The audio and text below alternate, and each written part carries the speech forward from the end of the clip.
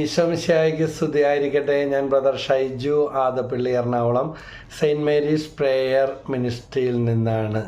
ഇതാ, വചനം പാലിക്കുന്നവരായി ജീവിക്കാൻ, അതുപോലെ തന്നെ വചനം പാലിക്കുന്നവർ അനുഗ്രഹിക്കപ്പെടും. അവരുടെ ജീവിതത്തിൽ ആവശ്യപ്പെടുന്നതും അനുഗ്രഹിക്കുന്നതെല്ലാം അതിൽ കൂടുതൽ ദൈവം ചെയ്തു തരും. തമ്പുരാൻ അഡ്വാൻസ്ഡ് ആയിരിക്കും. യോഹന്നാൻ 15:7 പ്രാർത്ഥിക്കാനുള്ള വചനങ്ങളാണ്. നിങ്ങൾ എന്നിൽ വസിക്കുകയും എൻ്റെ വാക്കുകൾ നിങ്ങളിൽ നിലനിൽക്കുകയും ചെയ്യുന്നെങ്കിൽ ഇഷ്ടമുള്ളത് ചോദിച്ചു കൊള്ളുക, നിങ്ങൾക്ക് ലഭിക്കും. എങ്ങനെയുണ്ട്?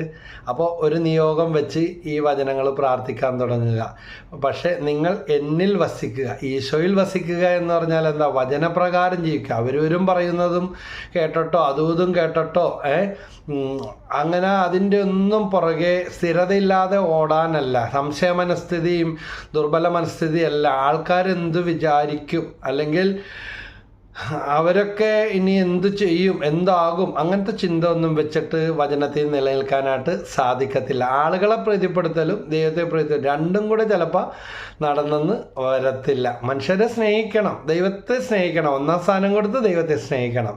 അത് കഴിഞ്ഞ് മനുഷ്യരുടെ പ്രീതി മതി. മനുഷ്യരുടെ പ്രീതി ചിലപ്പോൾ നടന്നില്ലെന്ന് വരും. ദൈവത്തെ സ്നേഹിക്കണം, സഹോദരനെ സ്നേഹിക്കണം, അത് ദൈവകൽപ്പനയാണ്. അപ്പോൾ നിങ്ങൾ എന്നിൽ വസിക്കുക, എൻ്റെ വാക്കുകളിൽ നിങ്ങളിൽ നിലനിൽക്കുകയും ചെയ്യുന്നെങ്കിൽ ദിവസം വചനം വായിക്കാൻ, യൂട്യൂബിലൂടെ വചനം കേൾക്കാനായിട്ട് തുടങ്ങുക. പക്ഷെ സ്ഥിരതയോടെ, ഉറച്ച വിശ്വാസത്തോടെ പ്രാർത്ഥിക്കണം. അപ്പോൾ വചനം പാലിക്കാനായിട്ട് നിങ്ങൾക്ക് സാധിക്കും. ആർക്ക് സാധിക്കും? ദൈവസ്നേഹമുള്ളവർക്ക് മാത്രമേ ഇത് പറ്റത്തുള്ളൂ.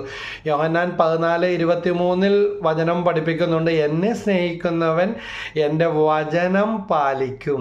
വീണ്ടും പറയുന്നതാണ് അല്ലേ? നേരത്തെ പറഞ്ഞ നിങ്ങൾ എന്നിൽ വസിക്കുകയും എൻ്റെ വാക്കുകൾ നിങ്ങളിൽ നിലനിൽക്കണം. വചനം വായിക്കണം, വചനം പഠിക്കണം, വചനം എഴുതണം, വചനം മറ്റുള്ളവർക്ക് പറഞ്ഞു കൊടുക്കണം, വചനത്തിൽ ജീവിക്കണം. വിശുദ്ധ ജോൺ പോൾ രണ്ടാമൻ മാർപ്പാപ്പയുടെ വാക്കുകളാണ്. ഇന്ന് തിരുസഭ നമ്മളിൽ നിന്ന് ആവശ്യപ്പെടുന്നത് എന്താണ്? വചനം പ്രസംഗിക്കുന്നവരെക്കാൾ അധികം വചനം ജീവിക്കുന്നവരെയാണ്.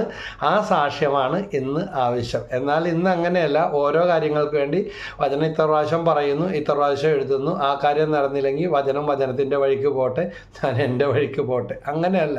വേഗം അടുത്ത ശുശ്രൂഷകനെ, അടുത്ത യൂട്യൂബ്, അല്ലെങ്കിൽ അടുത്ത വചനം അന്വേഷിക്കുന്ന അവസ്ഥയാണ്. അപ്പോൾ വചനപ്രകാരം ജീവിക്കണം. പ്രാർത്ഥിക്കാൻ ഒരു വഴി, അത് ബന്ധമില്ലാത്ത ഒരു ജീവിതം അതുപോരാ. അപ്പോൾ യോഹന്നാൻ 14:23 എന്നെ സ്നേഹിക്കുന്നവൻ എൻ്റെ വചനം പാലിക്കും, അപ്പോൾ എൻ്റെ പിതാവ് അവനെ സ്നേഹിക്കുകയും ഞങ്ങൾ അവൻ്റെ അടുക്കൽ വന്ന് അവനിൽ വസിക്കുകയും ചെയ്യും. എത്ര പെർഫെക്റ്റ് ആകും! ദൈവം, സ്വർഗം നമ്മളിൽ വന്ന് വസിക്കും.